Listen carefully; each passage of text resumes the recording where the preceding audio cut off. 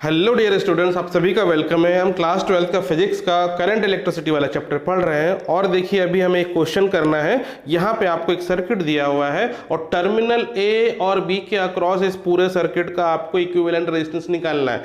तो अब देखिए ये कितना बड़ा सर्किट दिख रहा है, तो इतने सारे रेजिस्टेंस है, सभी की वैल्यू यहाँ पे आर है, हर एक रेजिस्टेंस यहाँ पे आर है और इसका इक्विवेलेंट रेजिस्टेंस आपको निकालना है। तो ऐसे केसेस में देखिए सबसे पहले जब भी आपको बड़ा सर्किट मिलेगा, कॉम्प्लिकेटेड सर्किट मिलेगा, तो आप देखिए कि आपको यहाँ पे एक्सिस ऑफ सिमेट्री मिल रही है कि नहीं। तो यहाँ देखिए यहाँ दो एक्सिस ऑफ सिमेट्री मिल रही है।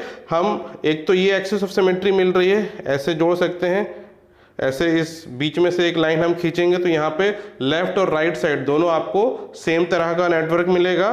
तो एक तो ये मिल रही है वर्टिकल एक्सिस ऑफ सिमेट्री और एक हॉरिजॉन्टल ए और बी से होता हुआ अगर हम एक लाइन खींचें तो यहाँ से भी एक आपको सिमेट्रिक सर्किट मिलेगा। ऊपर और नीचे नीचे देखिए आपको सिमेट्रिक सर्किट दिख रहा है। तो यहाँ पे दोनों का इस्तेमाल कर सकते हैं। मैं ये वाला एक्सिस ले रहा हूँ, एक्सिस ए बी ले रहा हूँ, और ये जब एक्सिस आप ए बी लेंगे तो ये कौन सा केस हो जाता है, ये फोल्डिंग सिमेट्रिक सर्किट वाला केस हो जाता है। और इसको मैं डिटेल में एक प्रीवियस वीडियो में आपको समझा चुका हूँ, मैं उसका लिंक दे दूंगा डिस्क्रिप्शन में। आप चाहें तो वो वीडियो जाके पहले देख लें अगर आपने वो पहले नहीं देखा है, और देख चुके हैं तो इसको हम आगे फर्दर कंटिन्यू करते हैं। तो यहाँ पे हम फोल्डिंग सिमेट्रिक सर्किट वाला जो केस है वो अप्लाई करेंगे। तो ए बी के अक्रॉस देखिए ये हमारा एक्सिस ऑफ सिमेट्री होगा, इसके ऊपर और नीचे सेम तरह का सर्किट है। तो देखिए जब भी फोल्डिंग सिमेट्री वाला केस होता है तो इस एक्सिस के दोनों तरफ ऊपर और नीचे आपको सेम पोटेंशियल मिलता है टर्मिनल्स पे। इसका मतलब क्या है, ये जो पॉइंट है, ठीक है, इसका हम नाम दे देते हैं। देखिए ये ए बी हो गया, इसका नाम दे देते हैं सी, दिस पॉइंट इज डी, ये ई, दिस एफ, जी और ये एच। ठीक है, हमने हर एक जॉइंट्स का नाम दे दिया है। तो देखिए C का जो पोटेंशियल होगा वही H का पोटेंशियल होगा, क्योंकि सिमेट्री है, ऊपर जितना नीचे भी उतना ही है, वैसे ही सर्किट है। D का जितना पोटेंशियल होगा G का भी उतना ही पोटेंशियल होगा, E का जितना पोटेंशियल होगा और F का भी उतना ही पोटेंशियल होगा। तो जब भी इस तरह का आपको सर्किट मिलता है तो हम क्या कर सकते हैं, जो सेम पोटेंशियल वाले टर्मिनल को जोड़ देते हैं।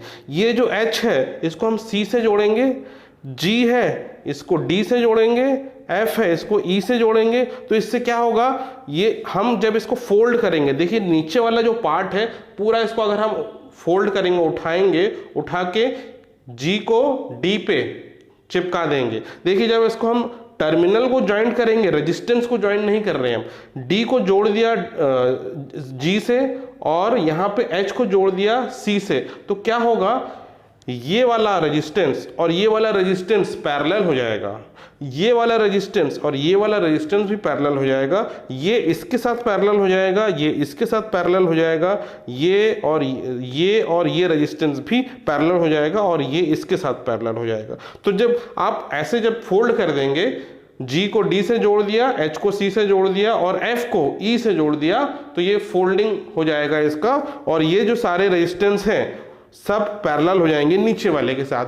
तो ऐसे केस में हम क्या करते हैं, नीचे वाला सारा सर्किट आप गायब कर दो, क्योंकि अब ऊपर वाला जो सर्किट है ये R और ये R, ठीक है, ये R और ये वाला R अगर पैरेलल है तो क्या होगा, इसको हम हटा सकते हैं यहाँ से और इन दोनों का पैरेलल इक्विवेलेंट यहाँ केवल रहने देंगे, ये होगा R/2।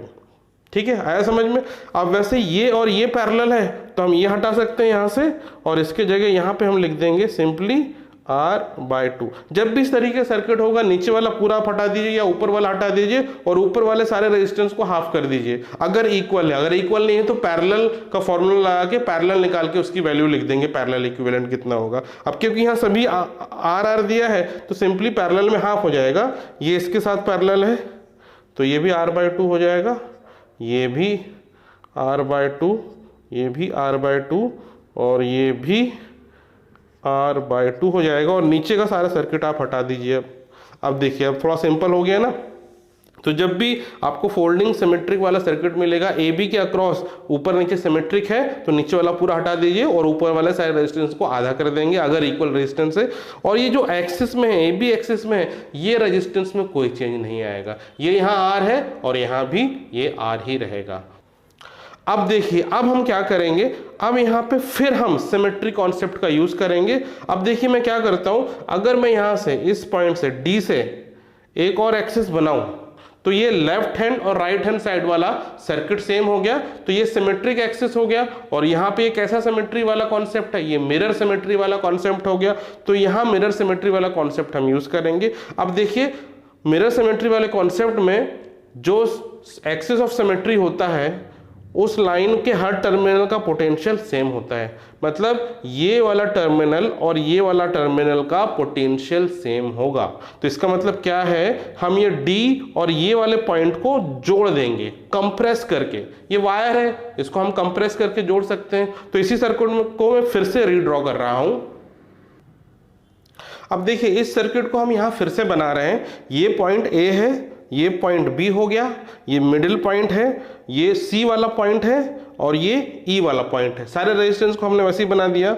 इसकी वैल्यू भी लिख लेते हैं, ये है R, this is also R और ये भी है R, this is also R, sorry इधर R/2 है, ये R/2 है और ये R/2 है और इधर भी R/2, ऊपर वाले में R/2 है, ये R है। अब देखिए मैंने क्या बोला, ये D को इस पॉइंट से आपके जोड़ देंगे। जब ये इसको ऐसे खींचेंगे, आप D को इस पॉइंट तक खींच के लाएंगे तो ये R/2 और ये R/2 है, ये भी फोल्ड हो जाएगा, कर्व शेप में हो जाएगा। तो ये वाला जो पॉइंट, ये वाले रेजिस्टेंस से देखिए कैसे हो जाएंगे, C से ये इस तरह से आ जाएगा। अब ये D पॉइंट को हमने यहाँ पे खींच के ले आया है ना, ये D पॉइंट है, वैसे ये वाला रेजिस्टेंस भी ऐसा हो जाएगा, ऐसा फोल्ड हो जाएगा थोड़ा सा, ठीक है। ये R/2 यहाँ लिख देते हैं। तो क्या होगा, ये वाला रेजिस्टेंस यहाँ पे है, ये हो जाएगा R/2 और ये वाला रेजिस्टेंस इस वायर में है और ये हो जाएगा R/2। दिख रहा है, समझ में आ रहा है आप लोगों को। अब देखिए ये R/2 और ये R/2 पैरेलल दिख रहा है आपको, और ये R/2 और ये R/2 पैरेलल हो गया है। तो इसका मतलब क्या है, अब इन दोनों का आप पैरेलल इक्विवेलेंट निकाल लेंगे। तो R/2 और R/2 का पैरेलल इक्विवेलेंट होता है R/4। तो इसका मतलब है हम दोनों रेजिस्टेंस को केवल एक रेजिस्टेंस से रिप्लेस कर सकते हैं जिसकी वैल्यू होगी R/4।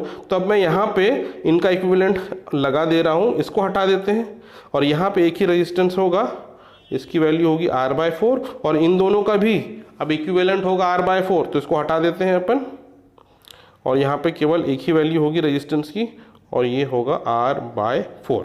आया समझ में। अब देखिए R/2 और ये R/4 ये क्या हो गए, ये सीरीज में हो गए, और यहाँ भी R/4 और अब R/2 ये क्या हो गए, सीरीज में हो गए। तो इनको सिंपली हम ऐड कर देंगे।